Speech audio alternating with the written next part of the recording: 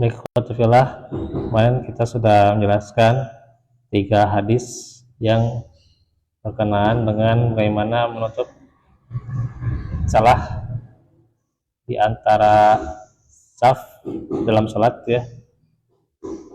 Nah, di mana Allah akan meninggikan derajatnya, kemudian juga memberinya pahala yang agung, serta ini merupakan anjuran dari Rasulullah.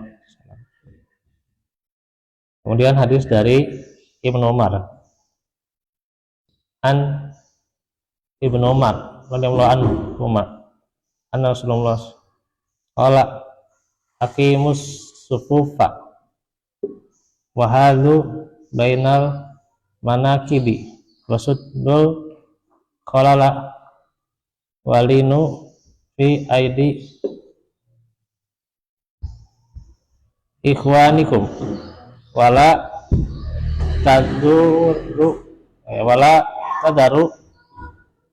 furujatin lis syaitani waman wasala safan wasalahullahu tabaraka wa ta'ala waman qata'a safan qata'ahullah. Dari Ibnu Umar bahwasanya Rasulullah bersabda,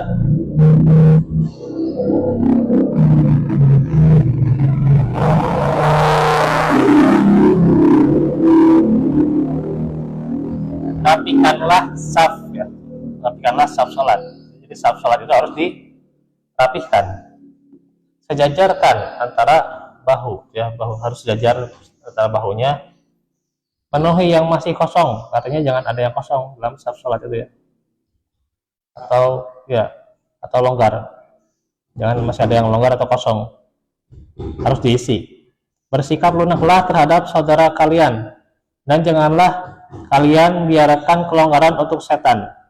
Barang siapa yang menyambung saf, maka Allah akan menyambungnya, dan barang siapa yang memutuskan saf, maka Allah akan memutusnya. Berarti ini ketika kita menganjurkan rapat dan lurus dalam saf salat berjamaah, itu harus dengan cara yang lembut gitu ya, jangan dengan cara yang kasar gitu ya, atau dengan cara yang keras. Sebagian kan ingin rapat sehingga kakinya itu diinjek gitu. Untuk sholat berjamaah gitu ya, sampai segitunya ya, terlalu rapat gitu. Ini yang jadi bahaya gitu ya.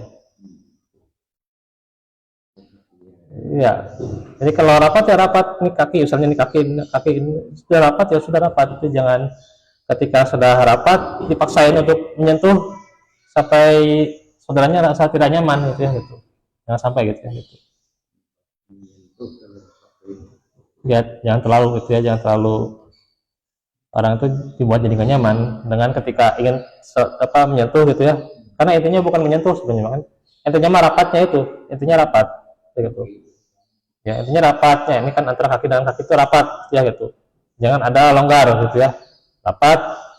Nah, tidak perlu apakah itu menyentuh atau tidak gitu ya, gitu cuma bebas dia mau menyentuh atau tidak gitu ya, yang aslinya kan rapat gitu ya gitu.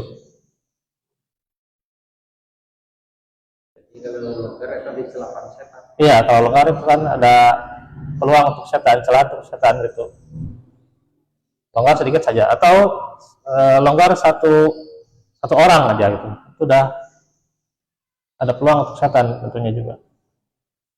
Makanya kan suka dipengaruhi gitu ya gitu, ya supaya ngelamun gitu ya, supaya kadang pengaruhi tong panjang teing kan, juga pengaruh sebenarnya buat setan juga kan, adalah peluang untuk menggoda gitu ya gitu, supaya dia nggak terlalu panjang gitu ya bacaannya gitu ya. Nanti jadi konsentrasinya buyar gitu ya gitu.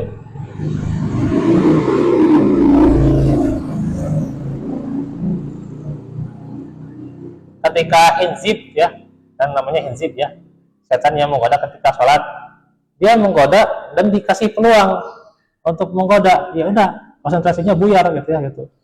Ini ketika misalnya imam, padahal imam itu kan pendek bacaannya gitu ya, cuman kita dipengaruhi sama setan jadi terlalu panjang rasanya gitu ya gitu.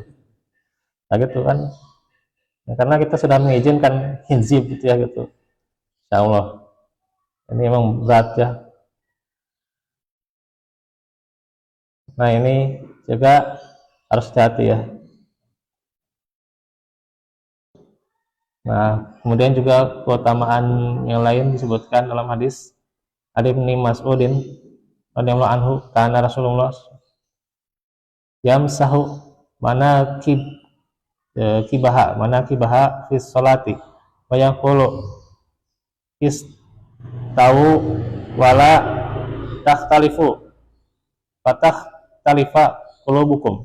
Dari Abu Mas'ud, Ibnu Mas'ud radhiyallahu anhu, ia berkata, dahulu Rasulullah memegang pundak-pundak kami sebelum sholat.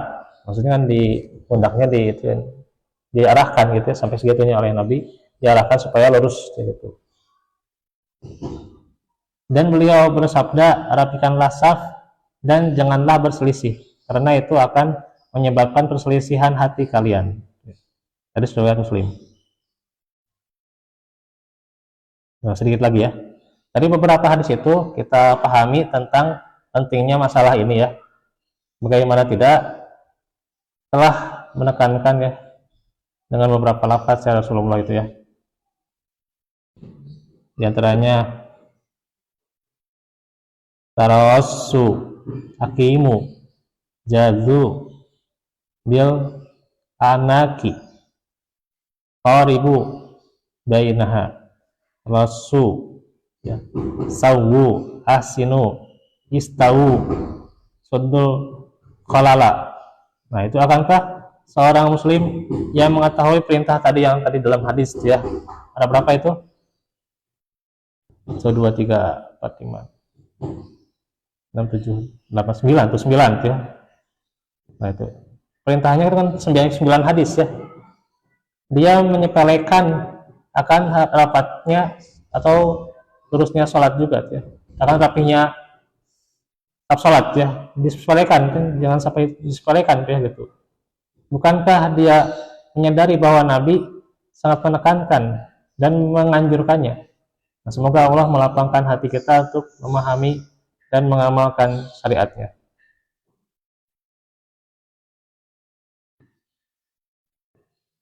Tidak sampai di situ juga, bahkan Rasulullah mengancam keras orang yang tidak merapikan saf mereka. Beliau bersabda,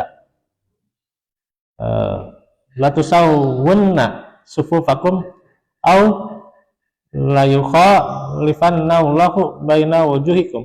Sungguh kalian mau merapikan saf kalian, atau kalau tidak maka Allah akan menjadikan perselisihan di antara kalian. Sampai segitunya kata Nabi dalam hadis riwayat Bukhari dan Muslim. Maka Imam As-Sunani berkata dalam Subulus Salam setelah menyebutkan hadis-hadis itu ya adalah diantaranya hadis-hadis itu dan ancamannya juga yang terkandung di dalamnya menunjukkan wajibnya merapikan saf ya, gitu. Tapi sayang banyak orang itu ya meremehkan gitu. Nah itu yang bisa kita bahas pada kesempatan ini. Nanti kita lanjutkan lagi ya. Ini masih ada beberapa lanjutannya tentang bagaimana cara merapikan saf sholat ya dalam berjamaah dan juga hikmahnya ya. Walafuminkum walakum rabbana atina fid dunya hasanah rabbana atina fil akhirati hasanah walakum la ilaha illa anta subhanaka inni wa atina fil akhirati lana min amrina aku lakum ya Allah wa astaghfirullah. Assalamualaikum warahmatullahi wabarakatuh.